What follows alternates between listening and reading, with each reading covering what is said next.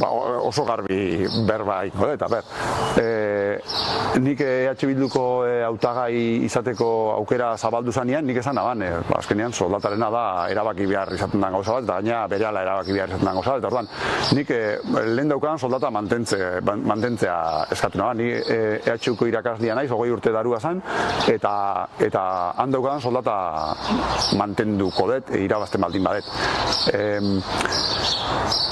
Usten dut, ez dute kalkulo zehatzikin, baina gaur egun alkatiak irabazten dabanakiko, ez dakit, 15 eta 20 arteko soldata jeitxira bat izango litzakela, ez dut kalkulorikin, baina horako zer usten da deratzen dela.